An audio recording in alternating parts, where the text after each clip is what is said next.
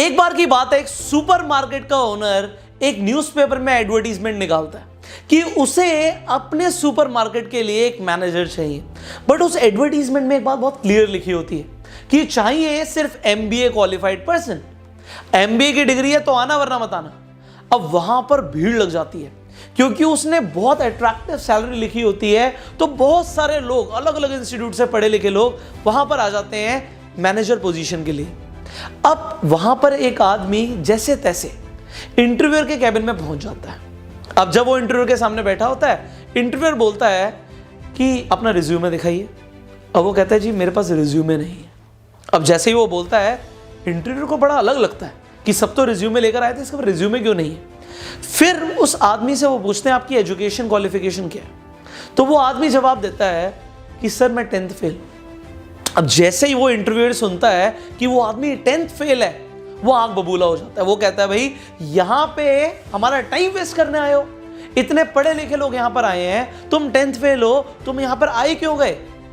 वो आदमी बोलता है सर मैं आपके सिर्फ 2 मिनट लूंगा, मैं आपको कुछ बोलना चाहता हूं। वो कहता है सर देखिए, आप अपने सुपरमार्केट में क्या चाहते हैं?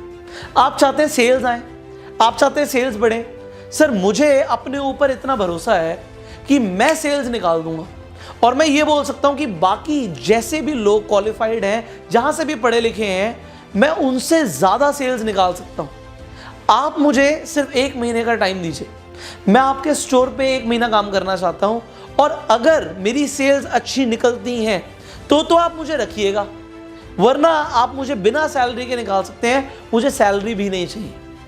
अब इस कंडीशन पे वो इंटरव्यूअर मान जाता है, उसका सिलेक्शन हो जाता है।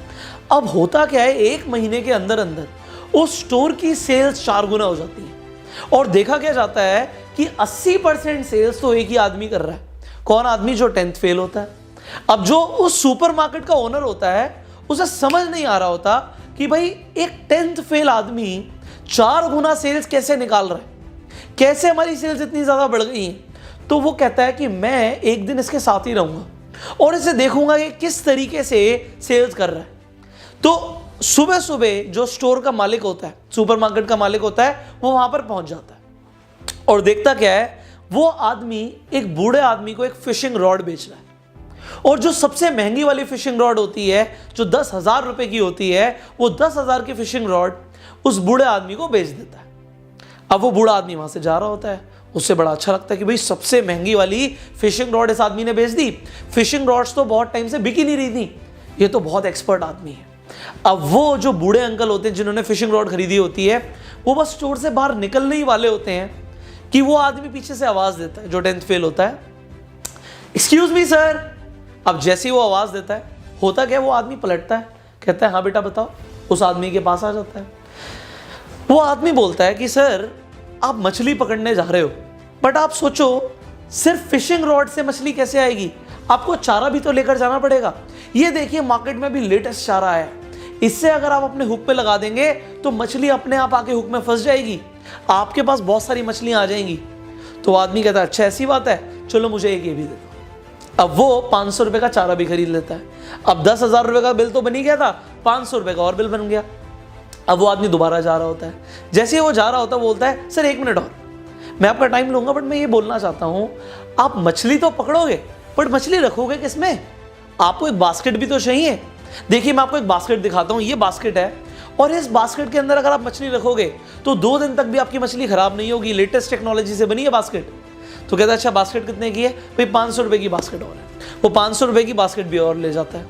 अब वो जब जा ही रहा होता है, वो सोचता है अंकल एक बात और बताइए, आप अभी जा रहे हो, बट आपको हो सकता है मछली पकड़ने में 1 घंटा लगे, 2 घंटा लगे, हो सकता है पूरा दिन लग जाए, आपके पास खाने पीने के लिए सामान है या नहीं है? वो कहता है भाई खाने पीने के लिए तो कुछ नहीं है। तो वो खाने पीने के लिए भी उसे काफी सारी चीजें दे देता है, 500 रुपए का फिर बिल बना देता है। अब स्टोर का ओनर देख रहा है कि बिल बनता जा रहा है, बड़ा खुश हो रहा है वो। अब यहां पे वो अंकल फिर जा रहे होते हैं, वो गेट तक पहुंच ही जाते हैं, वो दोबारा से आवाज लगाता है एक्सक्यूज मी अंकल। वो अंकल कहते हैं हाँ बेटा बताओ क्या हो गया।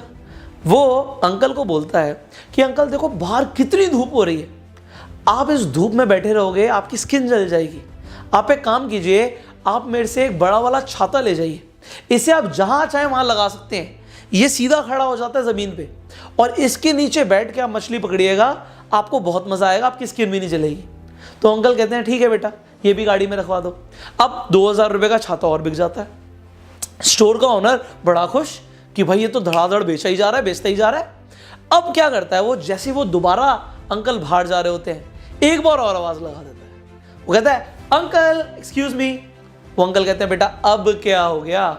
वो अंकल आते हैं उसके पास, बोलते हैं अंकल आप जा रहे हो बट आप जरा सोचो, कभी तो आप छतरी से बाहर भी निकलोगे, स्किन जल जाएगी आपकी। आप एक काम करो, आप सनस्क्रीन भी ले जाओ, आप सनस्क्रीन को स्किन पे लगा लेना, इसमें SPF 100 है, आपका 100 मिनट तक स्किन प्रोटेक्टेड रहेगी। कहता है बेटा चलिए भी दे दे। फिर 300 रुपये की सनस्क्रीन भी बिक जाती है। अब वो आदमी वहां से चला जाता है। जो स्टोर का ओनर होता है वो इतना खुश हो जाता है कि वो आकर उस आदमी को गले लगा लेता है और बोलता है बेटा मैंने तेरे से बढ़िया सेल्समैन आज तक नहीं देखा, मेरे और भी स्टोर चल रहे हैं बट इस सुपरमार्केट में जब से तू आया है तूने हमारी सेल्स को बढ़ा दिया, बेटा तेरे को हम प्रमोशन देंगे। मैंने कमाल की चीज क्या देखी, तूने सबसे महंगी वाली जो फिशिंग रॉड है वो तो बेची, उसके साथ इतना सारा और माल बेच दिया।